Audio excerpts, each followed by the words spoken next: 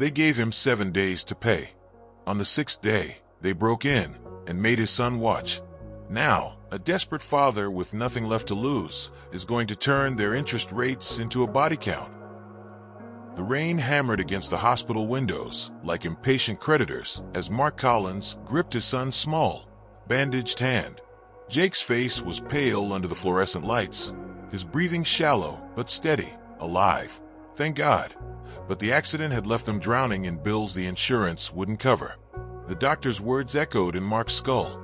Surgery now, or he loses the use of that leg. The price tag, 20 grand. Mark's construction job paid for groceries and a rundown apartment, not miracles. He'd sold everything he could, begged relatives, even pawned his late wife's wedding ring. But the stack of invoices on the bedside table laughed at his desperation. That's when Carlos, a coworker with shadowed eyes and a habit of rubbing his knuckles when he talked, leaned in during lunch break. I know guys who lend fast. No banks, no paperwork. Mark had swallowed the lump at his throat and asked for the number. The office was cleaner than he'd expected. No broken noses or bloodstained carpets, just a sleek desk where Wick lounged like a king holding court. Gold chains glinted against his tailored suit, and his smile was all teeth. Family man, huh? Wick slid the paperwork across the desk. Interest rate suspiciously low. We're not monsters, Mark. We help people who help us back. The pen trembled in Mark's grip. He thought of Jake's crooked smile, the way he'd wobble on crutches for months if they waited. He signed. The cash hit his account in an hour. For 2 weeks, he almost convinced himself it would be okay. Then the overtime dried up. The first missed payment came with a text, friendly reminder, and a winking emoji. The second brought Wick's enforcer, a slab of muscle named Ruiz, to the construction site. Ruiz handed Mark a coffee like they were old pals, his voice a gravelly whisper. Boss says you're forgetful. We're here to jog your memory. He squeezed Mark's shoulder just a little too hard, knuckles brushing the fresh stitches on Jake's backpack, where a box cutter had slit it open that morning. Kids lose things so easy these days, huh? Mark's stomach turned to ice. That night, he counted every dollar in the apartment twice, but the math never changed. He left a voicemail for Wick. I'll have it soon. I swear. The knock came at 3 a.m. Not a polite tap, a fist hammering like it owned the door. Jake stirred in his bedroom as Mark crept to the peephole. Wick's face filled the fisheye lens, his grin gone. Time's up, family man. The deadbolt snapped like a toothpick under Wick's kick, the door slamming against the wall hard enough to shake framed photos of Mark and Jake at the county fair. Mark barely had time to throw himself between the invaders and the hallway to Jake's room before Wick and his 2 enforcers, Ruiz and a wiry guy with prison tattoos crawling up his neck, filled the living room. The wiry one flipped the light switch, flooding the space with a sickly yellow glow that made the sweat on Mark's forehead gleam. Wick didn't shout. His voice was worse, a quiet, almost conversational rasp as he adjusted his cufflinks. You lied to me, Mark. That's disrespectful. Behind him, Ruiz cracked his knuckles, the sound like popcorn in the sudden silence. Mark's throat went dry. I just need 2 more days. He choked out, palms up like a beggar. I've got a check coming. Wick sighed, nodding to the wiry guy, who lunged. Mark's ribs exploded in white pain as the first punch landed. He stumbled back into the coffee table, sending Jake's Lego spaceship crashing to the floor. A fist grabbed his hair, yanking his head back to meet Wick's disappointed stare. You don't get more time. The next blow came from Ruiz, a hammer fist to the kidney that dropped Mark to his knees. He gasped, vision swimming, and that's when he saw Jake in the hallway, pajama pants pooling around his ankles, eyes wide and wet. D-Daddy. The word was a whimper. Mark tried to shout, go back to your room, but Ruiz's boot caught him in the stomach, stealing his breath. Wick held up a hand, pausing the beating like a conductor. Well, look who's up, he crooned, crouching in front of Jake. The boy flinched as Wick's shadow swallowed him whole. Up close, the gangster smelled like expensive cologne and mint gum. Your daddy's a bad borrower, kid. Know what happens to people who waste our time. Jake shook his head, tears cutting shiny tracks down his cheeks. Behind them, Mark groaned through split lips. Don't talk to him." Vic ignored him, pulling a switchblade from his pocket. Jake whimpered as the blade snicked open, but Vic just used it to clean his fingernails. "We take things they love," he said, tapping the flat of the blade against Jake's trembling chin. "Like you." Mark roared, surging up, but the wiry guy drove a knee into his spine, pinning him face down on the carpet. The fibers scratched his cheek, the coppery tang of blood filling his mouth. Through the haze, he heard Jake start to sob. "Please," Mark begged, the word muffled by the floor. "I'll get the money. Just don't." Vic stood, sighing. 48 hours, he said, tossing a business card onto Mark's back. "Or we're taking the kid as collateral." The weight of the three men seemed to suck all the air out of the apartment as they left, the broken door hanging crooked behind them. Silence. Then small, frantic hands on Mark's shoulders. "Daddy, get up." Jake's voice was shrill with panic. Mark rolled onto his side, wincing as his ribs screamed in protest. His son's face wavered above him, smeared with snot and tears. The Lego pieces were scattered around them like shrapnel. Mark tried to smile, tasting blood. "I'm okay, buddy," he lied. Jake's lower lip trembled. "They're coming back," he whispered. It wasn't a question. Somewhere in the apartment, a faucet dripped. Mark closed his eyes. The morning light, slicing through the broken door, felt like a cruel joke. Mark sat at the kitchen table, fingers trembling around his phone as he stared at the business card.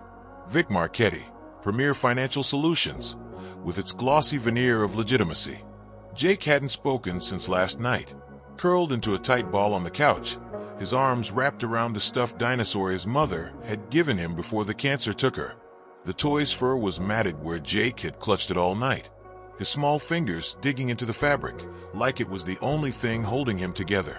Mark swallowed the bile rising in his throat and dialed 911. The cops arrived 40 minutes later, two uniforms who looked bored before they even stepped inside. The taller one, Officer Rivas, whistled at the splintered doorframe. "Damn, they really kicked it in, huh?" His partner, a doughy-faced guy with Hernandez on his badge, barely glanced at Jake before flipping open a notepad. "You know who did this." Mark's hands clenched. "Vic Marchetti, loan shark. He's gonna take my son if I don't pay by tomorrow." The cops exchanged a look. Hernandez snapped his notepad shut. "We'll file a report," he said, already turning toward the door. Mark lunged forward, grabbing his arm. "That's it. They threatened a child." Rivas pried Mark's fingers loose with a grip that felt like a warning. "Marchetti's got friends in places," he muttered. "Either pay the man, or make yourself disappear." The door clicked shut behind him, leaving Mark standing there, his hope curdling into something darker. By noon, he'd called everyone, his sister in Phoenix, his old army buddy Dave, even Jake's goddamn preschool teacher. The answers were variations of the same theme. "I wish I could help," followed by excuses, apologies, and finally, the dial tone. His sister's voice still rang in his ears. "You shouldn't have gotten mixed up with those people, Mark." As if he'd had a choice, he slammed the phone down hard enough to make Jake flinch. The boy hadn't eaten, hadn't moved except to follow Mark from room to room like a silent ghost. Now he stood in the doorway, dinosaur pressed to his chest, eyes hollow. Mark crouched, forcing his voice soft. "Hey, buddy, you hungry?" Jake shook his head, his gaze fixed on the bruises blooming across Mark's ribs, where Vic's men had kicked him. "They're coming back," Jake whispered. Not a question, a fact. Mark's vision blurred. He pulled Jake into a hug, ignoring the pain in his ribs, and felt the boy's heartbeat fluttering like a trapped bird. "I won't let them take you," he murmured into Jake's hair. The promise tasted like a lie. He waited until Jake fell into an exhausted sleep on the couch before tearing the apartment apart. There had to be something, pawnable electronics, hidden cash, anything. He upturned drawers, ripped cushions off chairs, and nearly screamed when his fingers brushed cold metal under a pile of his dead brother's old army gear. The pistol was wrapped in an oil-stained rag, a sleek black .45 with a full clip nestled beside it. Mark's breath hitched. Tommy's just-in-case gun, from back when the VA wasn't enough to quiet the demons in his head. The weight of it in Mark's palm felt like betrayal, like salvation. From the couch, Jake whimpered in his sleep. Mark tucked the gun into the waistband of his jeans and stared at the broken door.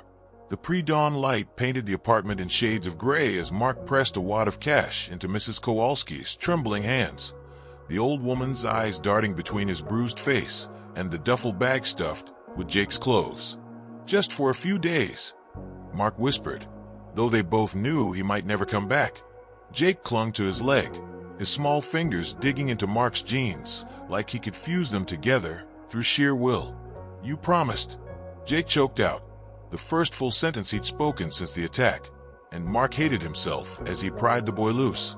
"I'm keeping my promise," he lied, kissing Jake's forehead before shoving him gently toward Mrs. Kowalski. The door clicked shut, severing the thread between them, and Mark turned to the waiting apartment, the overturned furniture, the gun on the counter, the bloodstains on the carpet that no amount of scrubbing would erase. He had 6 hours until Wick returned. 6 hours to turn this tomb into a battleground. By noon, the trap was set. The front door, half-hinged and useless, stayed unlocked. Mark dragged the couch to create a blind spot near the hallway, then unscrewed the bulbs in the overhead lights, plunging the living room into shadow. The gun's weight was foreign in his grip, but Tommy had dragged him to the range enough times for the basics to stick. Breathe. Squeeze. Don't think. He chambered around and waited. Wick didn't knock. The door swung open at exactly 3:01 p.m., and Ruiz barged in first, his bulk blocking the sunlight. "Collins, you better have my..." Mark fired from the hallway. The shot went wide, punching a hole in the drywall, but the chaos that followed was all he needed. Ruiz dove behind the kitchen island as the wiry enforcer, Lopez, Mark remembered now, pulled a pistol from his waistband. Bullets tore through the apartment, shredding the couch, sending plaster raining from the ceiling. Mark ducked behind the hallway wall, his heart hammering, and counted the shots. 6, 7. Lopez's gun clicked empty. Mark lunged, tackling him to the ground. They rolled, limbs tangling, until Mark's elbow found Lopez's throat. The man gagged, and Mark brought the gun's barrel to his temple. "Where's Wick?" Lopez grinned, blood smearing his teeth. "Right behind you." The kick to Mark's ribs sent him sprawling. Wick stood over him, a chrome-plated revolver in hand. "I like you, Collins," he sighed, like they were discussing a failed business deal. Ruiz emerged from cover, his own gun trained on Mark's chest. The room stank of gunpowder and sweat. Mark's fingers brushed the knife he taped under the coffee table. One last play, as Wick cocked the hammer. "Say hi to your brother for..." The gunshot came from the doorway. Ruiz's head snapped sideways, a red flower blooming above his ear as he crumpled. Wick spun, firing blindly at the figure silhouetted in the light. Jake, his small hands gripping Mrs. Kowalski's ancient revolver, his face streaked with tears. Mark didn't hesitate. He drove the knife into Wick's thigh, twisting until the man screamed. Wick's revolver discharged into the ceiling as he went down, and Mark was on him, fists pounding flesh, bones crunching under his knuckles. "You looked at my son," he snarled, each word a hammer blow. Wick's nose shattered. A tooth skittered across the floor. It was Jake's whimper that stopped him, the sound of a child seeing his father become a monster. Wick crawled backward, blood trailing behind him. "This isn't over," he spat before stumbling into the hallway. Mark let him go. He grabbed Jake, crushing the boy to his chest, feeling the tremors racking his tiny body. The apartment was a war zone. 2 dead men on the floor, a trail of blood leading to the door, and the wail of distant sirens. Mark lifted Jake into his arms. "We're leaving," he said. "Now lie this time." The highway stretched before them like a gray scar under the bruised twilight sky, the stolen sedan's engine whining as Mark pushed it past 80. Jake huddled in the passenger seat, clutching his dinosaur with one hand and the half-empty bag of gas station pretzels with the other, his eyes flicking between the rearview mirror and the bandage on Mark's shoulder where Wick's bullet had grazed him. "Where are we going?" Jake whispered for the 10th time, and for the 10th time, Mark lied through his teeth. "Somewhere safe." The truth was, he didn't know. Just away. From the bodies in the apartment, from the sirens, from Vic's promise that this wasn't over. His fingers tightened on the wheel when headlights flared behind them, but it was just a semi-truck, roaring past without slowing. The gun on the dashboard caught the passing streetlights, gleaming like a promise. They lasted 3 days. 3 days of motels, with peeling wallpaper and cash-only payments, of Jake jumping at every slamming door, of Mark cleaning the gun each night like a sacrament. On the 4th morning, the news played in a diner while they picked at pancakes. Double homicide linked to local loan shark ring. And Mark's face, pixelated but recognizable, flashed on the screen. The waitress froze, her coffee pot hovering over Jake's glass of milk. Mark dropped a $20 bill and yanked Jake toward the door, but not before seeing the wiry man in a booth by the window pull out his phone. By sunset, the black SUVs found them.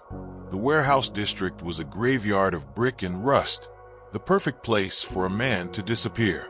Mark dragged Jake through a shattered window, glass crunching under their shoes, the stink of mold and old oil thick in the air.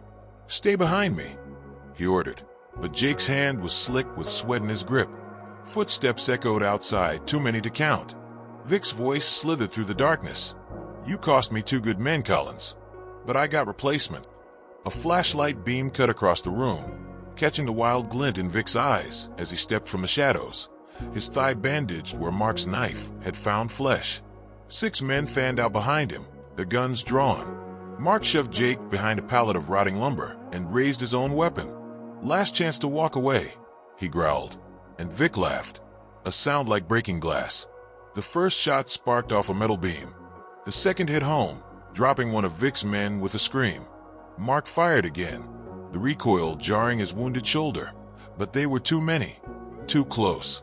A bullet tore through his side, hot and brutal, and he crashed to his knees. Vic stepped over him, pressing his revolver to Mark's forehead. "Should have paid your debts," he sneered. Then a high, thin scream. "Leave my dad alone." Jake lunged from the shadows, swinging a rusted pipe with all his 8-year-old strength. It connected with Vic's knee in a wet crack, and the gangster howled, his shot going wide. Mark didn't hesitate. He grabbed the fallen gun and emptied it into Vic's chest, the muzzle flash painting the walls in strobes of hellish light. Silence. Vic lay motionless, his blood pooling black in the dim light.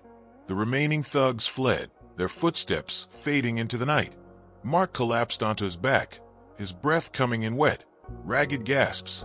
Jake's face swam above him, streaked with tears and grime. "You're okay," Mark slurred, pressing a hand to his bleeding side. "You're safe now." Jake fumbled with Mark's phone, his tiny fingers smearing red as he dialed 911. "My daddy's hurt," he sobbed to the operator. "Please hurry." Sirens wailed in the distance. Mark's vision tunneled, but he clung to consciousness long enough to whisper, "No matter what happens, I love you." The paramedics arrived too late. Jake watches them zip the body bag shut, his dinosaur clutched to his chest. A social worker leads him away, but not before he grabs his father's bloodstained jacket from the stretcher. The headlines call Mark a vigilante. The streets call him a warning.